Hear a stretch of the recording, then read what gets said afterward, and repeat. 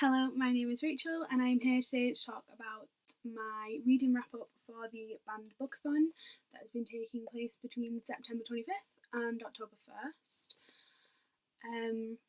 This has been a very good week for me, not in terms of how many books I've read, I think I've read just an average amount, but in terms of the calibre of the books that I've read some really good stories, so I'm very happy with that.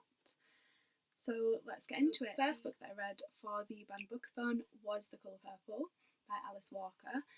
I gave this book 5 out of 5 stars. I do have a full review for it, which I will link down below.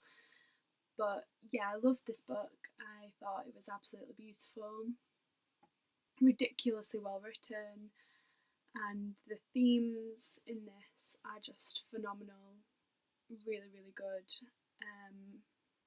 And I will definitely be picking up more of Alice Walker's works. The back of the book says, "Dear God, I'm 14 years old. I've always been a good girl. Maybe you can give me a sign letting me know what is happening to me." So begins Alice Walker's touching, compelling, prize-winning novel set in the harsh, segregated world of the Deep South between the wars. Celie has been raped by the man she calls father. Her 2 children have been taken away from her. She has been forced into an ugly marriage. She has no one to talk to but God. Then she meets Shug Avery, singer and magic maker, and Celie discovers not the pain of female rivalry, but the love and support of women. And I would say the women in this novel are just top class, amazing women. So yeah, I thoroughly enjoyed this book and I would definitely recommend picking it up if you have not already. The second book I read for the band Book-a-thon was Lord of the Flies by William Golding, and I gave this 4 out of 5 stars. The back says, "A plane crashes on a desert island and the only survivors, a group of schoolboys, assemble on the beach and wait to be rescued. By day they inhabit a land of bright fantastic birds and dark blue seas, but at night their dreams are haunted by the image of a terrifying beast. As the boys' delicate sense of order fades, so their childish dreams are transformed into something more primitive, and their behaviour starts to take on a murderous, savage significance." This book was really interesting. It was more like an experiment, like a social human experiment, which I found really interesting, and I found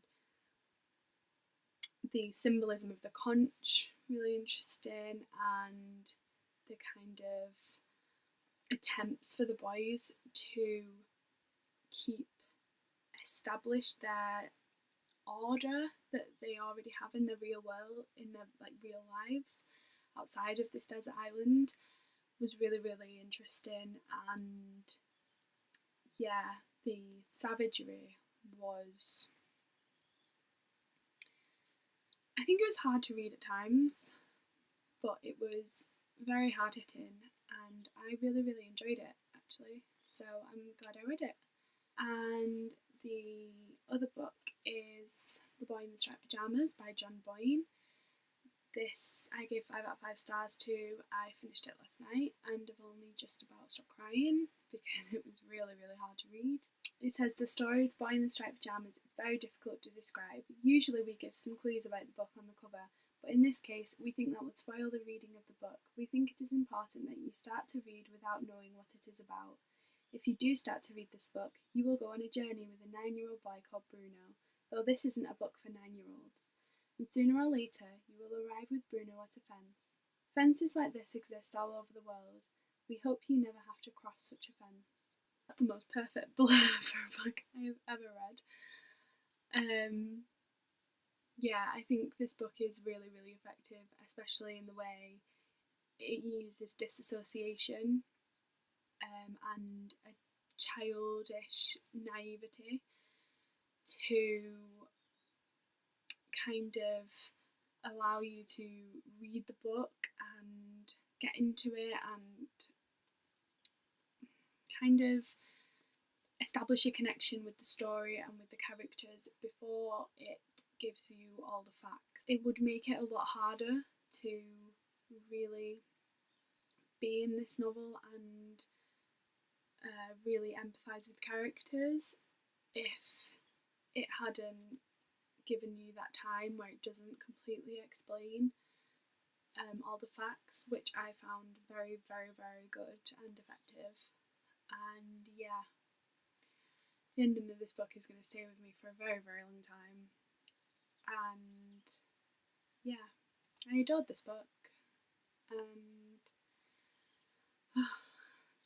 it's made it a little difficult because I really, really want to read The Book Thief, but I don't think I can read another book about this type of topic for a while because this hit me pretty hard. So yeah, I don't know when I'm going to get around to that one now, but I'm glad I read this one. So yeah, last book I haven't finished yet, but I'm filming this on the morning of the 1st of October, so I have got the rest of the day and I'm pretty sure I will finish it, and it is James and the Giant Peach by Roald Dahl. Obviously I finished Boy in the Striped Pyjamas last night and had some pretty strong feelings, and I couldn't pick up another book like that. I couldn't. The other books that I'd planned to read for the Book-a-thon, I just looked at them and thought, I'm not emotionally ready to take on another book like this. So I went on the list of children's books that have been banned, and James the Giant Peach was on it. I think it said for violence and it not being appropriate for the age group, and it also said for drugs, but yeah, I don't know. I saw the film a very, very long time ago and haven't read the book, but yeah, I saw this as an opportunity to carry on with my Roald Dahl box set, which if you've watched my video about Roald Dahl, you will know that I am trying to work my way through. They are books that I have read for the Book-a-thon, and yeah, I've really enjoyed this week actually. I did pick books that I've always wanted to read. Well, these three I have always wanted to read, so I'm really glad that I've read them now. And yeah, it's a really enjoyable week for me, and I'm glad that I took part. So yeah, if you took part and you enjoyed it, please comment down below or link your reading wrap-ups for the Book-a-thon. I would love to watch them.